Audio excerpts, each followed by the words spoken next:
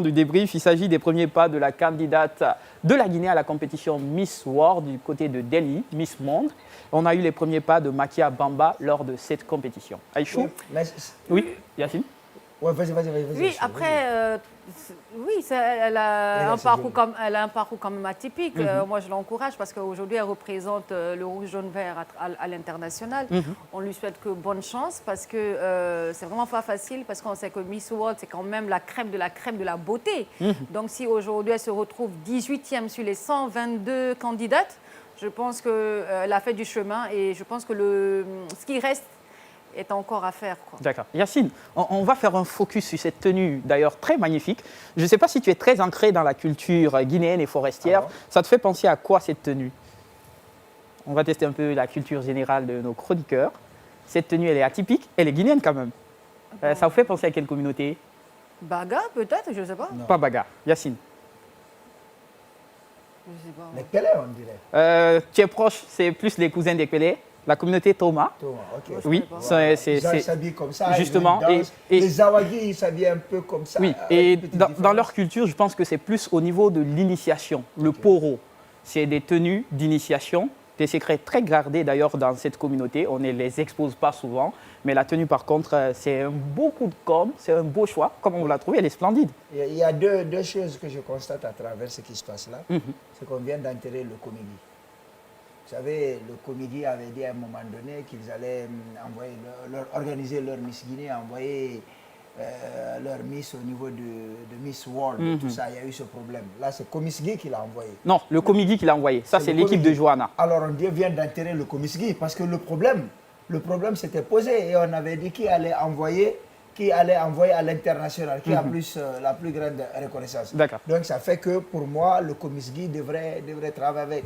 Alors, je voulais dire, on avait reproché à Saramba son accoutrement qui ne ressortait pas l'identité de la Guinée. Mais ça, c'est magnifique. C'est trop beau. C'est trop beau. C'est trop beau. Les premières tenues qu'on avait avec Saran, c'était pas bien. C'était joli, mais il n'y avait pas d'identité nationale. Mais regardez ça. Je pense que c'est magnifique. Et petite précision avant qu'on entre dans le vif du sujet, par rapport justement à la problématique que tu as soulevée concernant le Komisgi et le Komigi. En fait, le problème, c'est qu'il se posait ce qu'on n'avait pas fait d'élection Miss Guinée. Et il fallait forcément une représentante et c'était le Komigi qui s'occupait avant le Komisgi.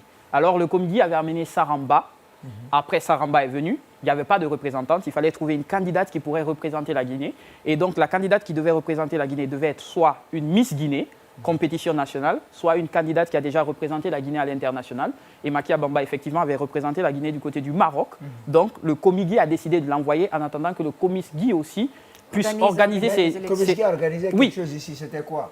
Le Komisgi a déjà fait ses élections, mais ce qui s'est passé, c'est qu'elle avait été choisie bien avant les élections du Komisgi. Et maintenant, on est en train de voir qui va amener la prochaine représentative. Maintenant, moi, je dis par rapport à la légitimité de la Guinée, maintenant, il faudrait que celle qui organise, en fait, Miss Guinée soit la personne qui va emmener, en fait, Miss... Les organisateurs à l'international n'ont pas ce problème. Ils savent exactement qui va On est en train de remédier à ce souci parce qu'à un moment, dessous de table que je déballe sur ce plateau, le ministère de l'artisanat et de la culture avait écrit au comité Miss World.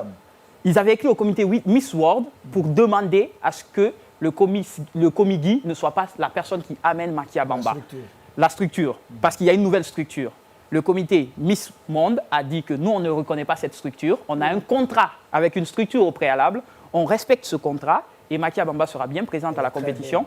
Et après ça, s'il y a d'autres représentantes, on va voir. Mais pour l'instant, c'est Makia. C'était vraiment chaotique. Il y avait des dessous de table parce que le ministère avait amené effectivement un courrier au comité de Miss Monde. Mais bon, on n'a pas voulu trop rentrer dans les détails. On ne va pas y rentrer. On va passer. Ils finiront par s'entendre parce que le Komisgi est celui qui est la structure qui gère actuellement.